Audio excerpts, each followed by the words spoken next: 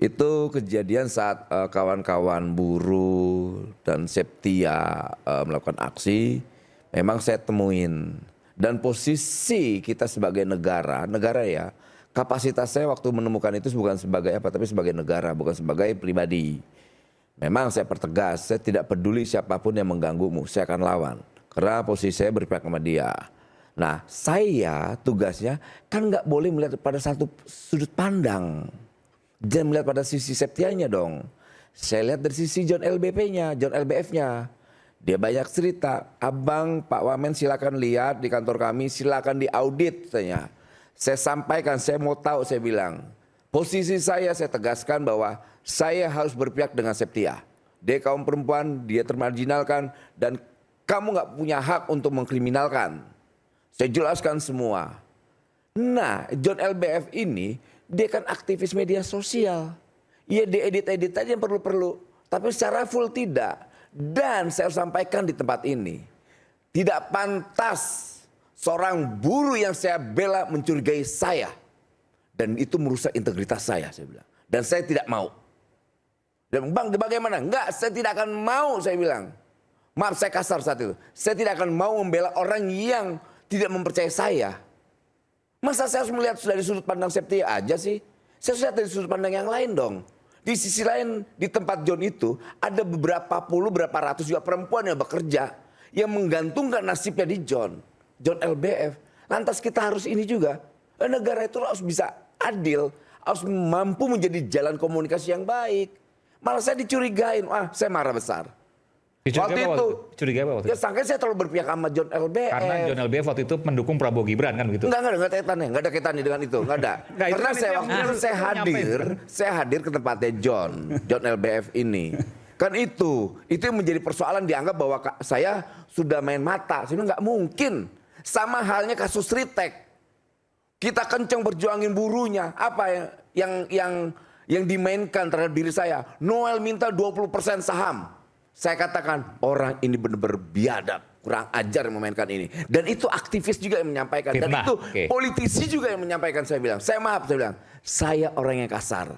Saya aktivis jalanan, saya nggak peduli itu dengan siapapun. Saya injek kepalanya, saya bilang. Saya injek kepalanya politisi ini. Mau dia lingkarannya Pak Prabowo, mau lingkaran di DPR RI, saya injek kepalanya. Jangan pernah menghina perjuangan saya. Karena ketika saya berjuang, hanya ada dua. Menang atau kalah. Saya tidak mengenal yang namanya cuan. Saya tidak mengenal yang namanya 20% saham. Gak kenal itu dalam kamus perjuangan saya. Jadi saya gak pernah takut, saya bilang. Kau kira jabatan saya ini bisa membuat saya berubah? Gak akan berubah. Saya gak peduli. Kemudian ada bisnis, itu bukan urusan saya. Urusan saya adalah sebagai Menteri Tenaga Kerjaan meyakinkan untuk tidak ada PHK terhadap buruh. Itu. Oke. Ada soal, kita bicara soal ini, silakan. Oke, baik. Nih, saya mau lanjut yang lain ya. Enggak, yang ini aja, yang ini dulu. Ini terkait isu buruh tadi. Ya. Enggak, yang tadi soal Septia tadi udah selesai? Udah selesai. Maksudnya masih banyak. Karena udah selesai, maka mau di enggak, ini kan masih banyak sebenarnya yang. Enggak, bukan. Kalau yang Septia itu Anda sudah terpuaskan dengan itu. Artinya memang tidak ada permasalahan dengan. Enggak, tapi sebenarnya ada tapinya. Emmanuel juga nggak boleh bang sama buruh terlalu keras gitu. Saya nggak ada urusan. Saya nggak peduli. Saya nggak ada urusan. Saya sampaikan ke kamu Dinda. Kalau manusia yang kita perjuangkan, lantas kemudian mencurigakan dan merendahkan integritas saya nggak peduli. Mau 1.000 buruh, 2.000 buruh, 1 juta buruh, nggak peduli. Ini posisinya bang. Saya aktivis jalanan yang ditugaskan sebagai wakil menteri.